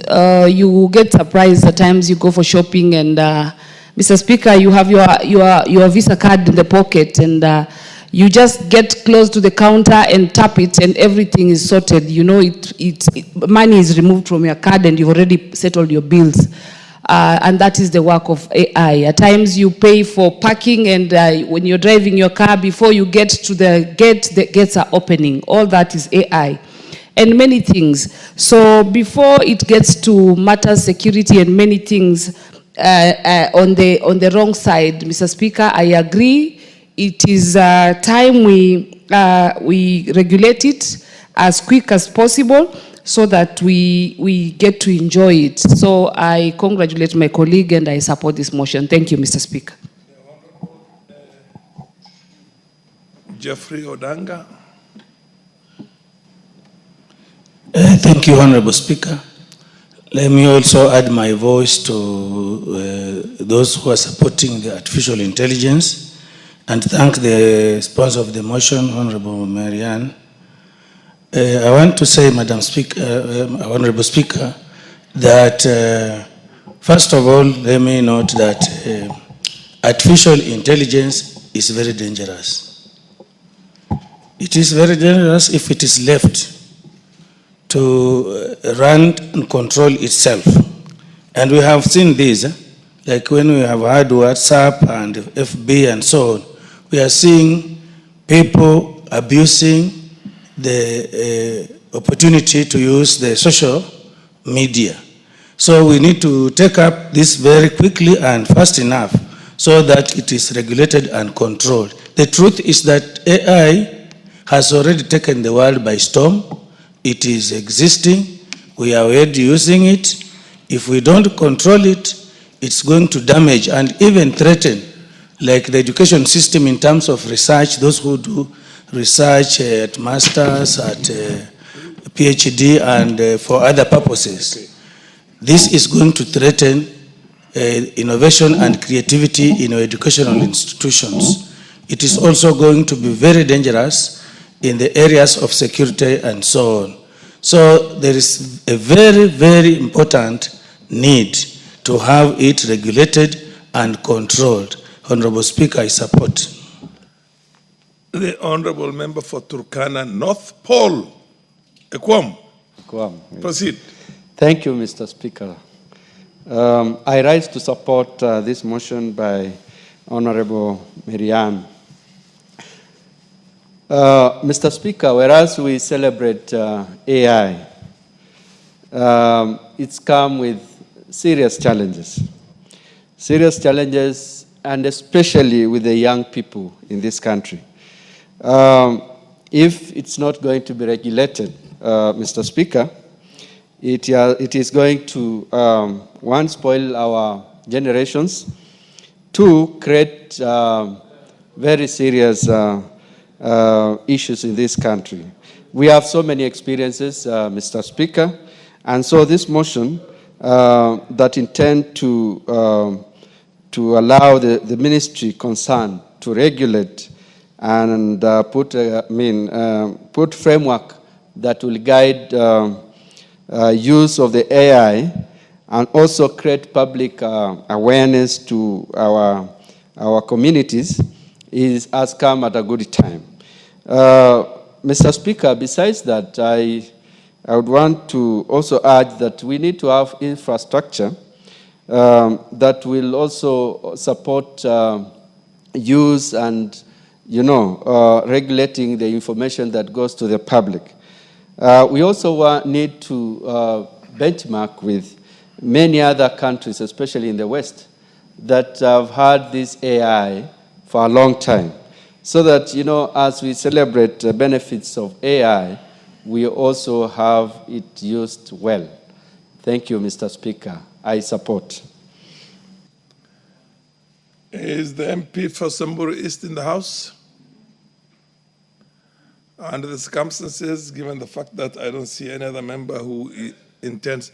Honorable Sene, the MP for Wajir North. Thank you, sir. Proceed. The mic is there.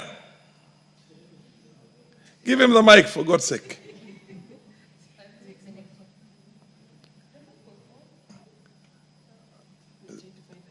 Sene, what did you do to the mic? It was on until you started. You messed. Go to another one. Go to another one. Where else? Where can you get a mic? Oh, yes. Fair enough. No, come right in front there. Yes, yes. There you go. Thank you, Mr. Speaker. Artificial intelligence is a new thing. And I'm sure in as much as it is good, we are in a time when everything has to go digital. I'm brought up at a time when things were analog. And we must appreciate the changing times and trends. I know its importance is so immense in terms of decision making, automating tasks, trying to analyze vast data that we cannot do it mechanically, improving efficiency, bringing the best out of customer experience. We can't enumerate the importance of artificial intelligence.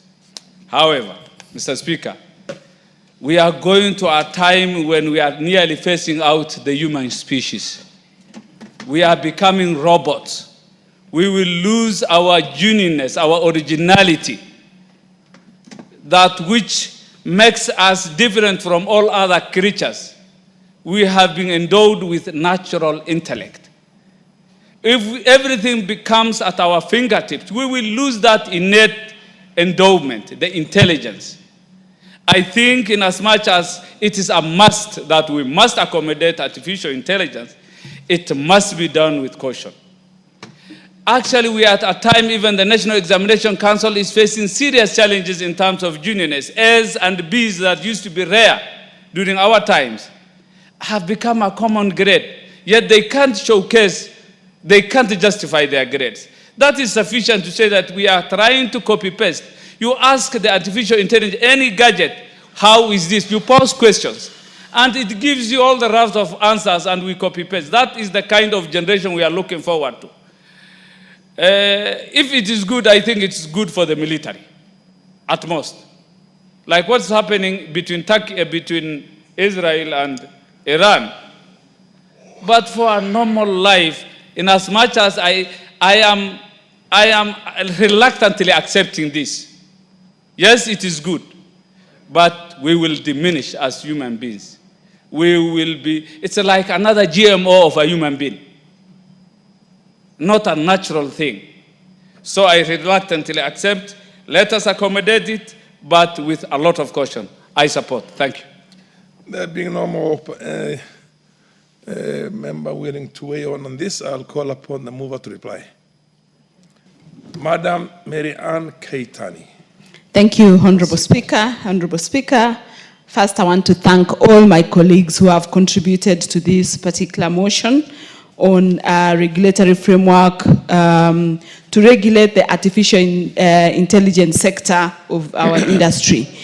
Honorable Speaker, I think as I mentioned when I was moving the motion, Kenya in 2022 was ranked the 5th in Africa and 90th globally in readiness to adopt artificial intelligence. That is in 2022. In 2025, I believe we have moved far notch higher in both in Africa and in the world. And without regulation and without a framework within which we can now work on to ensure that any artificial intelligence use and readiness is adopted in a regulated framework, then it becomes dangerous for us, especially in the age and era where we are dealing with fake news, in the age and era where we are dealing with economic inequalities and displacements and misinformation that has become a norm of the day. In, again, the same 2022, the Oxford Insights survey pegged Kenya's readiness for AI at 40.3%.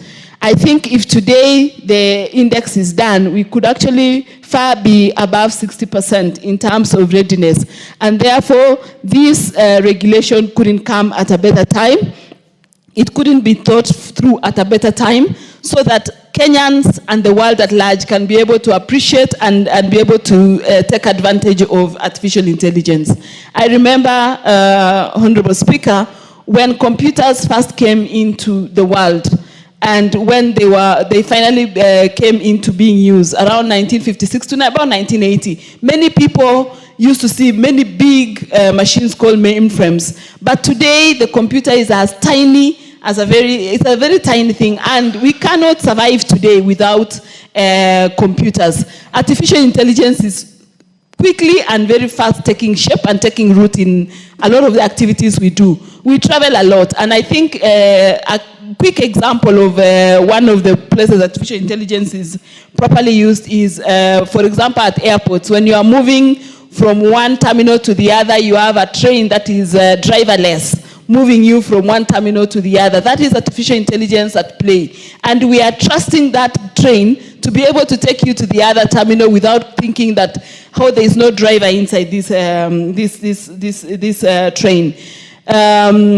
And so many other technologies. Medicine, today you don't have to go or travel long distances to get very good medical attention. Within the comfort of your home, your country, you can be able to get access to the best doctors, the best medication through artificial intelligence. I can't mention all sectors because every sector of our economy and every sector of our lives is actually now being taken over by artificial intelligence. And we need to appreciate that as a country, as Kenya, we cannot be left behind. We cannot close ourselves out of artificial intelligence. We must be with it, and we must be with the society, and we must move on. And for us to do that, so that it is not misused, I think the formulation of this framework or regulation is very important in this sector. So, Honorable Speaker, I beg to reply. Thank you.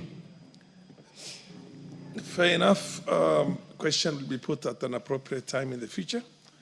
For now, I'm calling for the next order. Order number 18.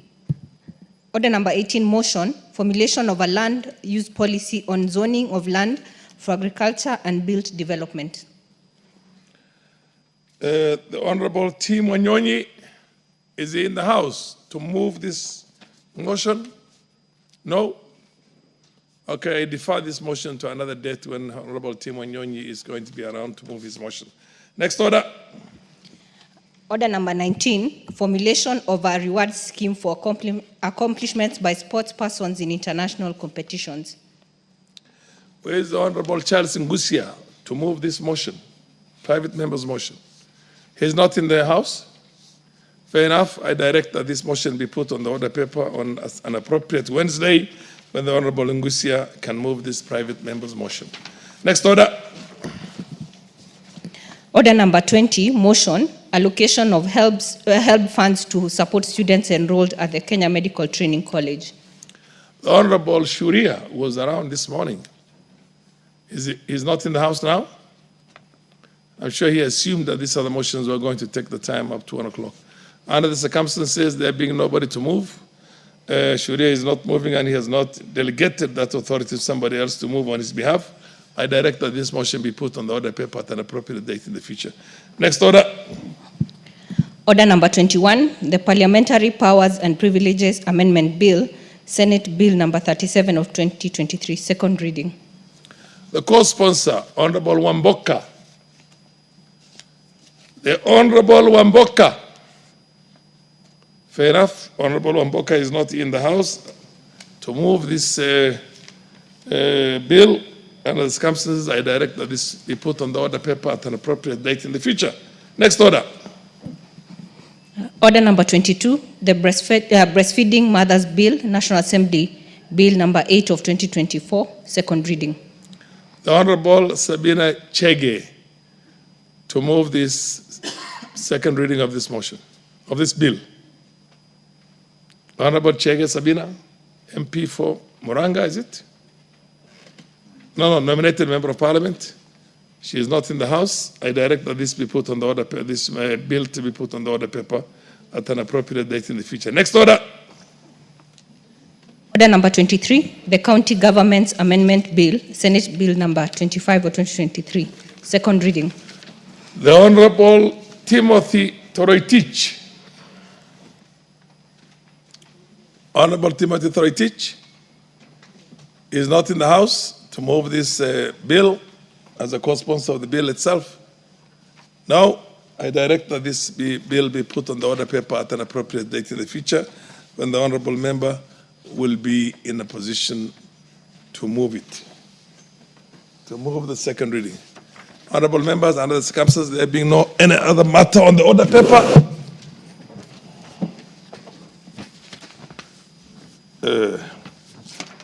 honorable members, the time being 12:30, 12:31 actually to be precise, p.m., this House stands adjourned until today, Wednesday, the 18th of June, 2025 at 2:30 p.m.